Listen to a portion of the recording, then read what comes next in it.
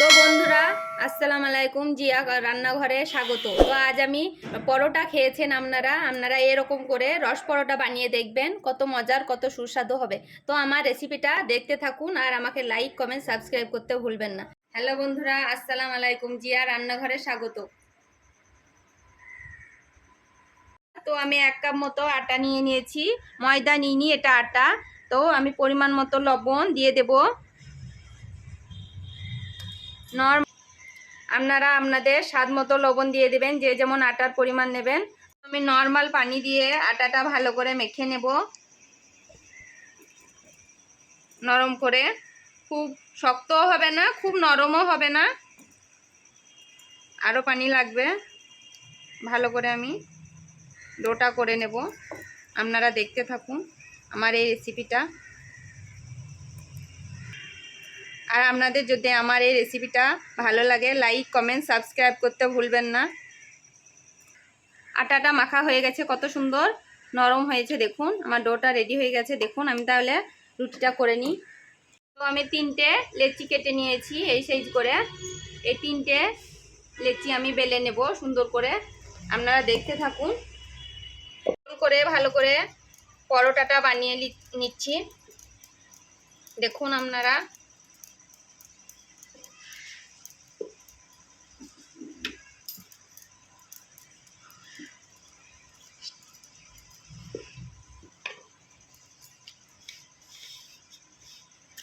আটা আটা দিয়ে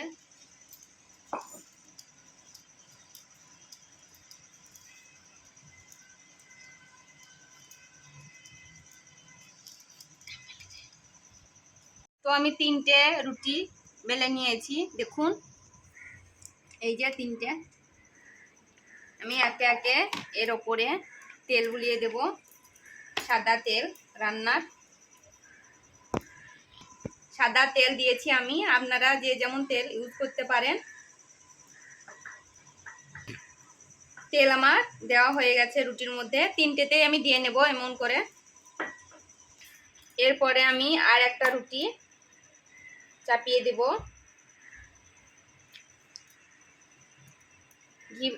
তেল গুলিয়ে দেব।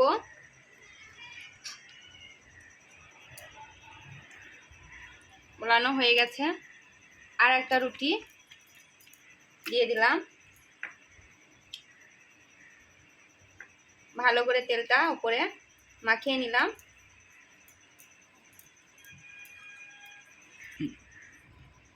তো এই থালাটার সাহায্যে আমি এই আকারে কেটে নেব 3টে রুটি।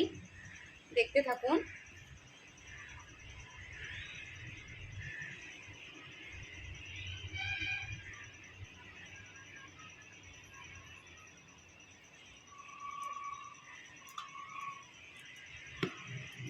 তো দেখুন আমি থালাটা তুলে নিলাম। এবার কত সুন্দর শেপ চলে এসেছে আমার। এই রুটিটা কেটে নিয়ে পরোটা আকারে কত সুন্দর শেপ চলে এসেছে। দেখুন আমি কত সুন্দর করে এরকম করে শেপ দিয়ে নিচ্ছি। আপনারা আপনাদের মন মতো শেপ দিয়ে নেবেন। আমি ফুল আকারে শেপ দিয়ে নিয়েছি। কত সুন্দর হয়ে গেছে আমার পরোটাটা। আমি এবার এই পরোটাটা তেলে ভেজে নেব। দেখতে থাকুন। কড়া বসিয়ে দিয়েছি, পরোটাটা সেঁকে নেব। আমি তেল দেব না, একটু হোক। তো আমি উল্টে নিলাম। এবার আমি তেল দিয়ে দেব। তেল দিয়ে দিলাম, বেশি দেব না, অল্প দিলাম, যেন গায়ে গায়ে লেগে থাকে সেরকম।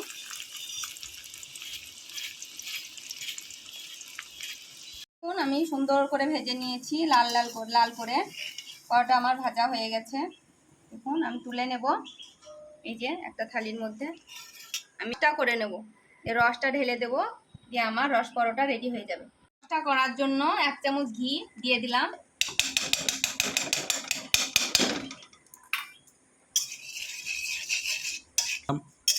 ঘিটা আমি ভালো করে নেড়ে নিচ্ছি। এর মধ্যে আমি তেজপাতাটা দিয়ে দেব ফোড়নে। মাছ দিয়ে কেটে নিলাম, দিয়ে দিলাম। ভালো করে নেড়ে নিই। চিনি, এবার আমি চিনিটা দিয়ে দিচ্ছি। নেব।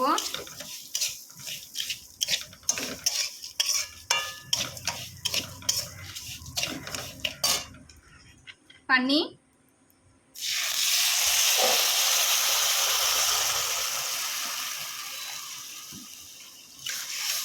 ভালো করে নেড়ে নেব। চিনিটা যতক্ষণ অবধি না গলছে ততক্ষণ, বলক আসা অবধি আমি নেড়ে নেব।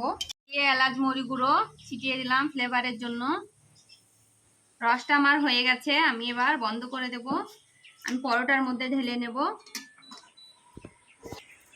পরোটার মধ্যে ফ্লেভারের জন্য আমি পরোটার মধ্যে এই এলাচ মরি গুঁড়োটা ছিটিয়ে দিচ্ছি। তো আমি যে রসটা বানিয়েছিলাম সেটা পরোটার মধ্যে ঢেলে দিচ্ছি।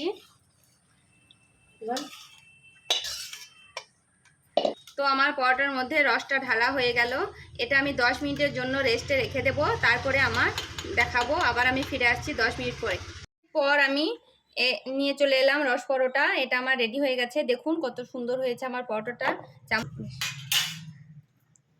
তো দেখতে যেমন সুন্দর, খেতেও তেমন সুস্বাদু হয়েছে। দেখুন আমি চামচের সাহায্যে দেখিয়ে দিচ্ছি।